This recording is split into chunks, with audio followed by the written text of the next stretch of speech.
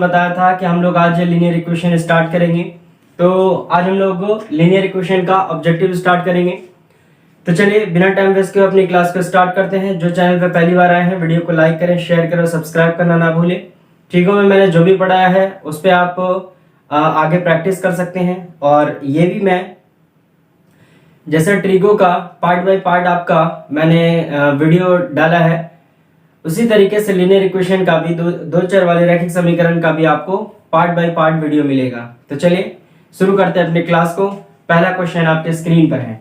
सवाल आपसे कह रहा है कि दो समीकरण है। पहला समीकरण है सर, समीकरण क्या है 6x माइनस पहला समीकरण है 6x minus 2y plus 9 is equal to 0। ये समीकरण 1 है।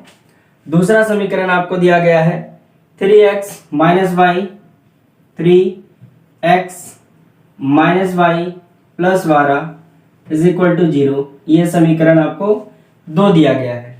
ठीक है, ये आपका समीकरण 2 दिया गया है, पहला समीकरण। दूसरा समीकरण, उसी समीकरण में आपसे ये कह रहा है कि समीकरण के निकाय दो समीकरण है का आलेख दो सरल रेखा होगा। ठीक है, सरल रेखा होगा। तो सरल रेखा होने के लिए क्या होना चाहिए? ये कह रहा है कि दो समीकरण दिया गया है। समीकरण में जो एक समीकरण दो समीकरण का जो आलेख है यानी कि जो ग्राफ होगा, तो ग्राफ सरल रेखा हो। कैसा हो? सरल रेखा हो। जो कैसा होगा आपका, उसके लिए आपको क्या करना पड़ेगा? ग्राफ है, इस तरीके से आप ग्राफ बनाते हैं तो ग्राफ कैसा होगा? सरल रेखा होगा। और ये बात ऑब्वियस है कि आपका कैसा है? लीनियर इक्वेशन है, दो चर वाले रैखिक समीकरण है। इसका ग्राफ भी जो होगा कैसा होगा? लीनियर होगा, स्ट्रेट होगा। ठीक है, तो इसमें आपको बताना है कि ये ग्राफ कैसा बनेगा, प्रतिच्छेदी बनेगा, समानांतर बनेगा, ये किस तरीके का ग्राफ का बनेगा ये आपको बताना है। उसके लिए हमें क्या करना होगा? पहले चेक करना है कि ये आपका a1 बाय a2 बराबर है b1 बाय b2 के, है या नहीं है, ये पहले हमें चेक करना है।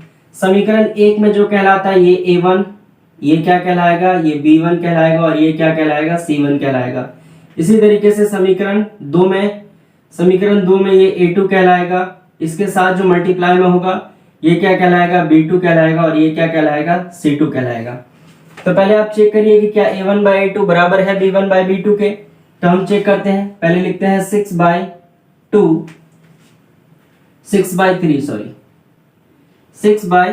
3, फिर लिखेंगे ये b1 है 2 बाय, और यहाँ कुछ नहीं है तो क्या है? 1 है तो 2 बाय 1, ये कैंसिल आउट होके क्या हो जाएगा? 2। तो ऑब्वियस है कि ये दोनों आपस में बराबर है। तब हम लोग c1 और c2 को चेक करते हैं, क्या ये भी बराबर है? c1 बाय c2 को भी फिर हम लोग चेक करेंगे। तो c1 आपका क्या है? c1 में आपका 9 और c2 क्या है? आपका 12 है। तो ये कैंसिल आउट हो जाएगा तो 3 और ये हो जाएगा 4। तो आपको दिख रहा है कि ये आपस में बराबर नहीं है। तो जब आपका a1 बाय a2 बराबर होगा b1 बाय b2 के और नहीं बराबर होगा c1 बाय c2 के, तब ये कैसा ग्राफ बनाएगा? समानांतर ग्राफ बनाएगा। कैसा ग्राफ बनाएगा? समानांतर ग्राफ बनाएगा, जो कि आपका ऑप्शन नंबर बी में दिया गया है। ठीक है, तो जब a1 बाय a2 बराबर होगा b1 बाय b2 के, नहीं बराबर होगा c1 बाय c2 के, तब आपका कैसा ग्राफ बनाएगा? समानांतर बनाएगा। चलिए पहले इसका हम कुछ कॉन्सेप्ट दे देते हैं। ये पहला सवाल हो गया आपका। और आगे सवाल बढ़ने से पहले कुछ कॉन्सेप्ट हम लोग यहाँ पे ले लेते हैं कि क्या होना चाहिए, क्या नहीं होना चाहिए। यहाँ पे बात आता क्या है कि सबसे पहले आपका लीनियर इक्वेशन बनेगा। और लीनियर इक्वेशन में a1 bye a2 b1 bye b2 c1 bye c2 होता है। दो लीनियर इक्वेशन है तो दो a1 a2 b1 b2 और c1 c2 बनेगा। जब आपका a1 बाय a2 नहीं बराबर होगा b1 बाय b2 के, तो जो इसका ग्राफ होगा क्या होगा? ग्राफ जो होगा इसका प्रतिच्छेदी होगा। कैसा? प्रतिच्छेदी ग्राफ होगा। और इसका x और y का मान जब निकाला जाएगा, x और y का जब मान निकाला जाएगा तो सिर्फ और सिर्फ 2 हल निकलेगा। केवल 2 हल निकलेगा। ठीक है, समझ रहे मेरी बात को? सिर्फ और सिर्फ 2 हल निकलेगा। इसी तरीके से a1 बाय a2 बराबर a1 bye a2 b1 bye b2 बराबर हो जाए c1 बाय c2 भी आपस में बराबर हो जाए, c1 बाय c2 भी आपस में बराबर हो जाए, तब ये जो ग्राफ बनाएगा, ये जो ग्राफ बनाएगा आपका, ये बनाएगा आपका समपाती। कैसा ग्राफ बनाएगा? समपाती रेखा बनाएगा, है ना? 2 ओवरलैपिंग, एक ग्राफ, एक स्ट्रेट लाइन दूसरे पे क्या हो जाएगा? ओवरलैप हो जाएगा। इस तरीके का ग्राफ बनाएगा, समपाती ग्राफ बनाएगा। अगर इसी में हम बात कर लें कि x और y का वैल्यू कैसा आएगा, तो इसमें अपरिमित रूप से अनेक है, ठीक है? मेनी सॉल्यूशन क्या हो जाएगा? मेनी सॉल्यूशन हो जाएगा, अपरिमित रूप से अनेक हल हो जाएगा। एक लास्ट बचता है आपका a1 बाय a2 बराबर हो जाएगा b1 बाय b2 के, और नहीं बराबर होगा c1 बाय c2 के। c1 बाय c2 के बराबर जब नहीं होता है तब ये ग्राफ कैसा बनाता है? ये ग्राफ बनाएगा आपका समानांतर। कैसा ग्राफ बनाएगा? समानांतर ग्राफ बनाता है, समानांतर रेखाएं बनाती हैं। उसके बाद अगर इसका हम लोग x और y का मान निकालें, हल, अगर हल की बात हो कि कितना हल होगा, इसका कोई हल नहीं होगा, नो सॉल्यूशन, कोई हल नहीं, नो सॉल्यूशन होगा। इसी तरीके से यहाँ पर ये और ये जो है, ये दोनों संगत हो जाता है। कैसा होगा? संगत होगा। और ये जो अकेला है असंगत होगा, असंगत, असंगत हो जाएगा, ठीक है? जिसका मान निकलेगा, कुछ ना कुछ मान निकल रहा है, 1 या 2 कुछ ना कुछ निकल रहा है, या बहुत सारा मान निकल रहा है, तब ये संगत कहलाता है। जिसका कोई मान नहीं निकलता वो असंगत कहलाता है। उसके बाद अगर ग्राफ की बात करें, a1 बाय a2 नहीं बराबर है b1 बाय b2 के, ये प्रतिच्छेदी रेखा हो जाता है। उसके बाद अगर हल की बात करें तो केवल 2 हल देगा, ठीक है? x और y का सिर्फ केवल 2 हल आएगा। अगर तीनों बराबर हो जाएगा तो संपाती रेखा होगा और मेनी सॉल्यूशन, अपरिमित रूप से अनेक हल हो जाएगा। उसके बाद अगर तीनों 2 बराबर है और 1 बराबर नहीं है, यानी a1 बाय a2 बराबर है b1 बाय b2 के, नहीं बराबर है c1 बाय c2 के, तब आपका कैसा होगा? समानांतर रेखाएं बनाएगी ग्राफ, और इसमें कोई हल नहीं निकलेगा और असंगत होगा। क्लियर है? ये कॉन्सेप्ट समझ रहे हैं आप मेरी? चलिए, अगर यहां तक बात समझ रहे हैं तो इसका स्क्रीनशॉट ले लीजिए, उसके बाद हम लोग आगे बढ़ते हैं। चलिए, ये छोटा सा कॉन्सेप्ट है, उसके बाद हम लोग बढ़ेंगे हम लोग अगले सवाल की तरफ। आई होप आप लोगों ने स्क्रीनशॉट ले लिया होगा। अगर क्लास में अच्छा लग रहा हो, क्लास अच्छा लगता हो, तो वीडियो को लाइक जरूर करिएगा। वीडियो लाइक करना भूल जाते हैं आप लोग। वीडियो अगर आप लोग लाइक करते हैं तो मोटिवेशन मिलता है। एक वीडियो को बनाने में, एक वीडियो आधा घंटा का वीडियो हो या 15 मिनट का वीडियो है, इसमें बहुत सारा मेहनत छुपा होता है। तो अगर लाइक आता रहता है तो अच्छा लगता है, आगे काम करने में, आगे वीडियो बनाने में अच्छा लगता है। और दोस्तों को शेयर करिए और लोगों को जोड़िए। चलिए, नेक्स्ट क्वेश्चन आपके स्क्रीन पे है। क्वेश्चन आपसे क्या कह रहा है कि यदि रैखिक समीकरण का युग्म संगत है, अभी हमने कहा कि संगत क्या होगा? संगत है, तब उनके द्वारा निरूपित रेखाएं कैसी बनेगी? तो इसमें साफ साफ होना चाहिए। कह रहा है संगत, तो संगत में क्या क्या होता है? a1 बाय a2 बराबर, a1 बाय a2 नहीं बराबर होगा b1 बाय b2 के, ठीक है? और एक केस होता है आपका a1 बाय a2 बराबर होगा b1 बाय b2 के, और बराबर होगा c1 बाय c2 के। तो यहां जो हो जाएगा ये प्रतिच्छेदी, प्रतिच्छेदी, और यहां जो हो जाएगा ये कैसा हो जाएगा? समान, संपाती, संपाती, ठीक है ना? तो ऐसे केस में हम लोग दोनों लेंगे, और ऑप्शन में आपको दोनों दिया गया है ना? ऑप्शन क्या है? ऑप्शन नंबर डी में आपको दोनों दिया गया है, तो ऑप्शन नंबर डी आपका क्या हो जाएगा? राइट आंसर हो जाएगा। क्लियर है? समझ रहे मेरी बात को? चलिए, अगर वीडियो अच्छा लग रहा हो तो दोस्तों को शेयर करते चले और लोगों को जोड़े। अगर चैनल में पहली बार आए हैं तो वीडियो को सब्सक्राइब करना ना भूलें। चलिए, नेक्स्ट क्वेश्चन, अगला सवाल आपसे क्या कह रहा है? सवाल आपके स्क्रीन पर है। सवाल, समीकरण में चर के घातों की संख्या होती है, तो ऐसा आसान सा सवाल है, लिख दे दिया है ये सवाल। ऐसा सवाल अगर आ गया तो ये नहीं समझना कि इतना आसान सवाल भी आ सकता है, क्योंकि आया हुआ सवाल है। ये कब पूछा है आपसे? ये 2021 का ही पूछा हुआ सवाल है, 2021 में पूछा गया है। कह रहा है कि इसकी घातों की संख्या क्या होगी। तो कोई भी चर है, यहाँ दो चर है और ये कैसा है? रैखिक है। और रैखिक का मतलब ही हम जानते हैं क्या होता है, जिसका घात एक हो। तो यहाँ भी घात एक है, यहाँ भी घात एक है। ऐसा नहीं है कि एक और एक दो हो जाएगा। चरों पे जो घात है वो कितना है? एक है ना। चरों पर चाहे वो x हो या y हो, तो चरों पर जो घात है वो कितना है? एक है। तो किसमें इसमें क्या हो जाएगा आपका? एक घात हो जाएगा। ठीक है, a हो जाएगा आपका। क्लियर है? चलिए, सब आसान सब सवाल है। बढ़ते हैं अगले सवाल की तरफ। क्वेश्चन नंबर, कह रहा है रैखिक समीकरण के युग्म, दो युग्म दिए गए हैं, अब आपको बताना है हल। अच्छा, ऐसे सब सवाल को देखिए आप क्या करेंगे, ऑप्शन के अकॉर्डिंग बनाना है।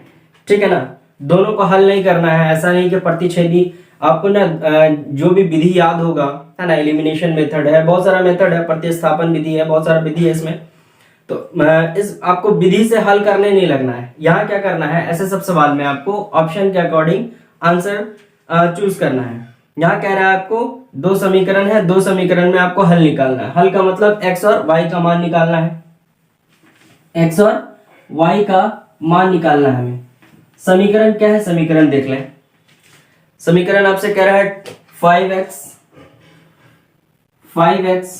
Plus 2y, sorry plus 2y, ठीक है ना।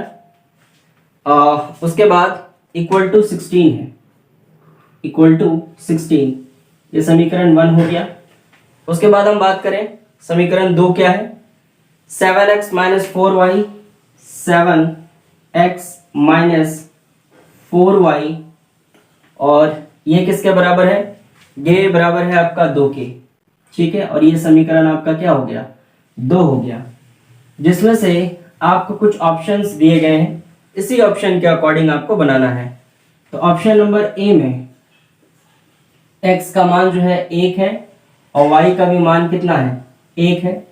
ऑप्शन नंबर बी में जो है, ऑप्शन बी में x का मान 2 है और y का मान 1 है, y का मान 1 है। ऑप्शन सी में आपको x का मान 1 और y का मान 3, x का मान 1 और y का मान कितना हो जाएगा? 3। और एक लास्ट ऑप्शन आपको दिया गया है, ऑप्शन नंबर डी, x का मान कितना हो जाएगा? 0, y का मान 3। x का मान 0 और y का मान कितना हो जाएगा? 3 हो जाएगा। चलिए, 2 दिया गया है आपको, ठीक है, यहाँ पे y c, ठीक है। हाँ चलिए, अब आपको इसके अकॉर्डिंग बनाना कैसे है। आप कुछ नहीं करें, दोनों समीकरण का यहाँ पे काम नहीं है, एक समीकरण का सिर्फ यहाँ पे आपको काम है। क्या काम है? x की जगह पे x को, y की जगह पे y को वैल्यू को पुट करिए। देखिए बराबर में 16 आ रहा है कि नहीं। अगर ये समीकरण लेना है तो, अगर ये समीकरण लेके चलेंगे तो x की जगह पे x के और y की जगह पे y की वैल्यू को पुट करिए और देखिए 2 आ रहा है कि नहीं आ रहा है। तो आपको दोनों समीकरण को हल नहीं करने का जरूरत नहीं है, सिर्फ और सिर्फ एक समीकरण में आपको चेक करना है। तो पहला जो वैल्यू आपको दिया गया है 1 1, तो अगर हम पहले समीकरण को रखेंगे तो यहाँ अगर 1 रखेंगे तो ये हो जाएगा 5, अगर यहाँ हम भी 1 रखेंगे तो ये हो जाएगा 2, तो 7 हो रहा है। तो पहला ऑप्शन तो ऐसा ही गलत हो गया। फिर उसके बाद हम लोग दूसरा ऑप्शन रखते हैं। दूसरा ऑप्शन कह रहा है 5 और x की जगह पे 2, तो 5 दूना कितना हो जाएगा? 10 हो जाएगा, और x की जगह पे 1, तो x की जगह पे 1 रखेंगे तो कितना हो जाएगा? 2 हो जाएगा। ठीक है ना। तो यहाँ पे आपका कितना हो गया? ये हो जाएगा आपका कितना? 12 हो जाएगा। समीकरण ठीक लिखा है ना, इक्वेशन भी ठीक है, समीकरण भी ठीक है। पहला है option A, x is equal to, अच्छा, इसमें ऑप्शन जो है गलत लिख दिया है हम यहाँ पे, ये दूसरे क्वेश्चन का ऑप्शन है। अच्छा ठीक कर लीजिए यहाँ पर। चलिए,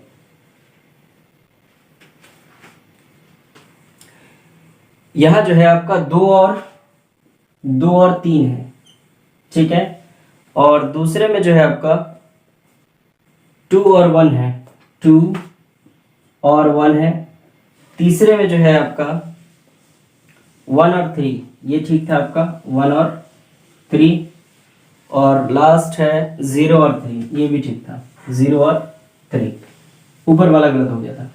चलिए, तो अगर आप समीकरण को यहाँ पुट करेंगे तो ये कितना हो जाएगा, 5 दूना 10 हो जाएगा 10, और 3 को यहाँ 2 से गुना करेंगे तो 3 दूना 6 हो जाएगा। तो ऑप्शन नंबर 6 ही आपका क्या है, सही है। सॉरी, ऑप्शन नंबर ए ही क्या है आपका, सही है। ठीक है, बात समझ रहे हैं आप मेरा। यहाँ x की जगह पे क्या रख दिया, 2 रख दिया, तो 5 दूना 10 हो गया। यहाँ y की जगह पे क्या रख दिया, 3 रख दिया, 3 दूना 6 हो गया, 10 और 6 कितना हो गया, 16, 16 के बराबर है। कोई सा भी आप समीकरण ले ले, ये भी लेंगे तो आपको यही ऑप्शन आपको सेटिस्फाइड करेगा। ठीक है, तो जरूरी नहीं है कि इस पर भी चेक करना है, इस पर भी चेक करना है। इस पर एक बार चेक कर लिया, आंसर आ गया तो वही ऑप्शन आपका क्या हो जाएगा, सही हो जाएगा। क्लियर है, समझ रहे मेरी बात को। चलिए, एक बार इसका आप स्क्रीनशॉट ले लीजिए। चलिए, अगला सवाल, इसको पहले रब कर लेते हैं हम लोग। इस तरीके के सवाल को आप लोग ऑप्शन के अकॉर्डिंग ही बनाइएगा। क्या एक और सवाल दें आपको, एक और सवाल दे देते हैं। इसी पैटर्न पे एक और सवाल आपसे पूछ रहा है कि 2 समीकरण दिया गया है और x और y का मान निकालना है। x और y का मान निकालने का है या कहीं हल निकालना है, तो भी आपका क्या है, सेम है। समीकरण है 3x minus 5y is equal to 0, ये आपका समीकरण 1 हो गया। और दूसरा समीकरण आपको दिया गया है 9x plus 15, 9x plus 15y is equal to 0, और यहाँ कुछ आपको ऑप्शन दिया गया है। इसका ऑप्शन हम लोग थोड़ा केयरफुली लिखेंगे।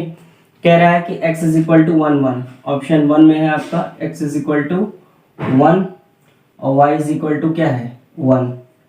b जो है आपका ऑप्शन बी है आपका 0 0, ये क्या है 0 0, और ऑप्शन सी क्या है आपका, option C x is equal to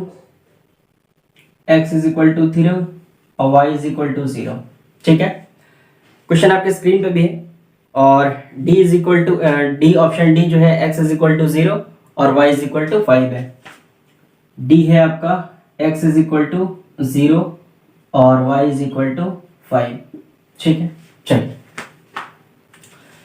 अब यहाँ पे क्या करेंगे आप, बारी बारी से एक वैल्यू को पुट करेंगे, ऑप्शन ए के वैल्यू को, ऑप्शन बी के वैल्यू को, ऑप्शन सी के वैल्यू को। जो आपका आंसर 0 दे देगा वही आपका क्या हो जाएगा, राइट ऑप्शन हो जाएगा।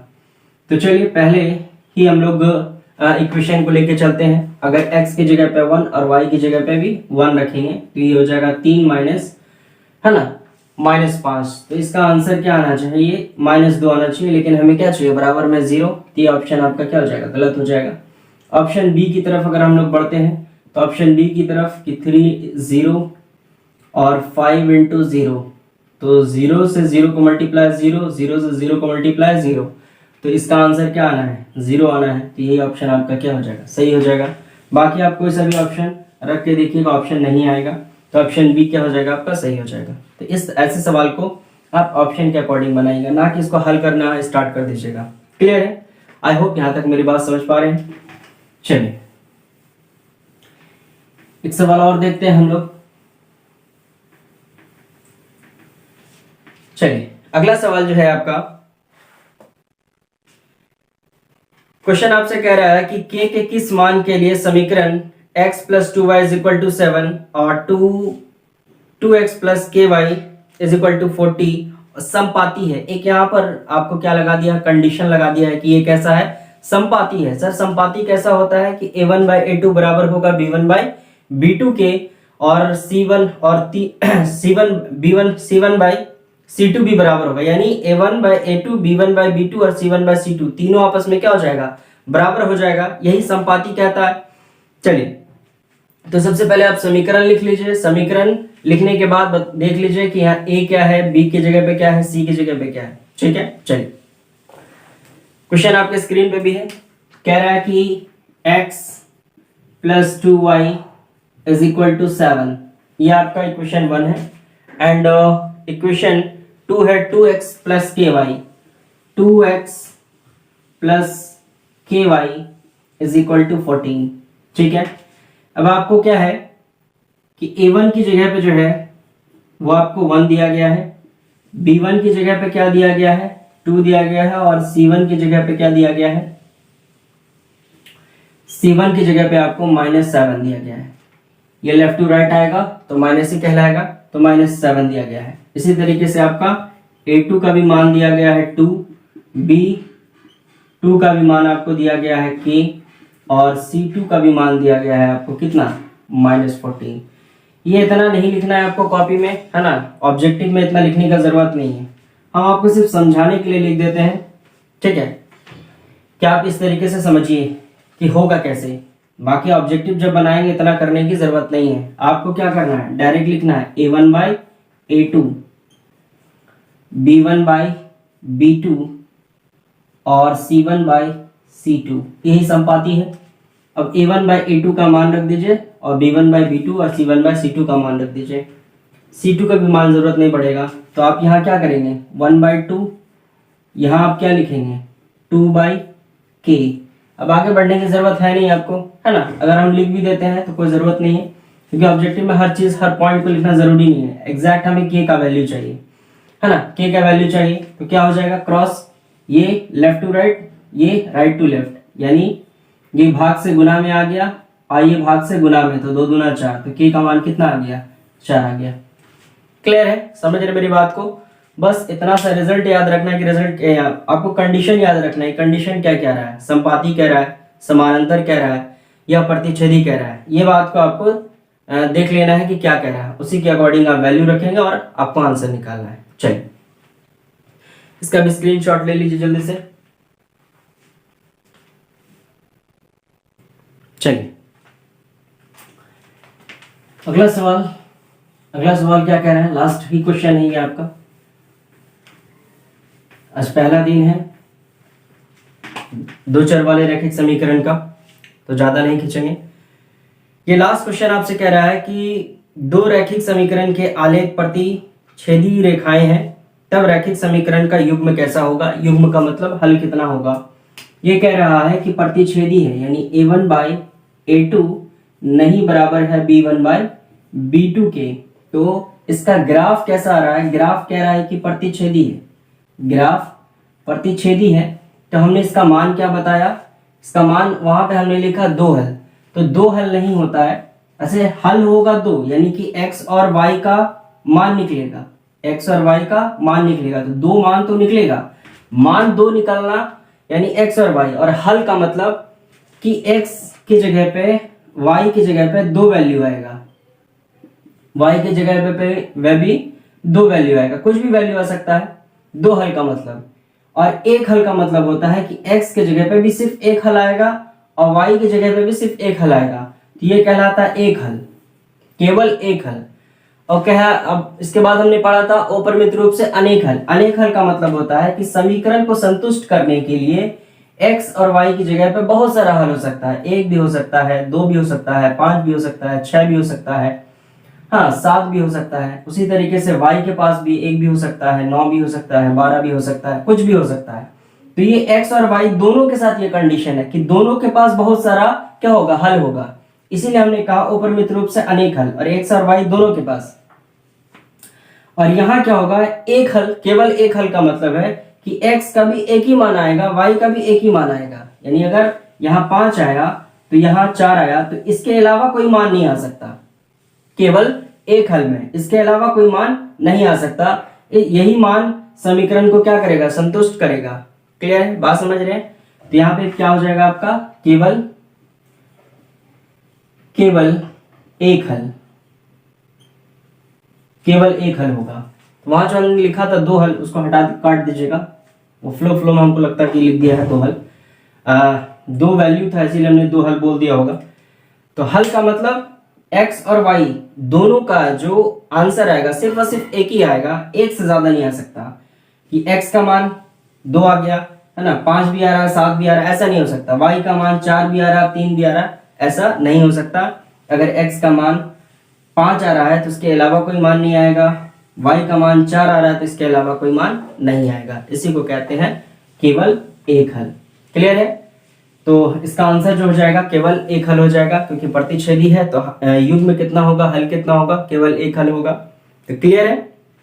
आई होप यहाँ तक जो हमने पढ़ा है आपको यहाँ तक मेरी बात समझ में आई। अगर कहीं पे मिस्टेक हुआ होगा तो आप कमेंट बॉक्स में आप बता सकते हैं।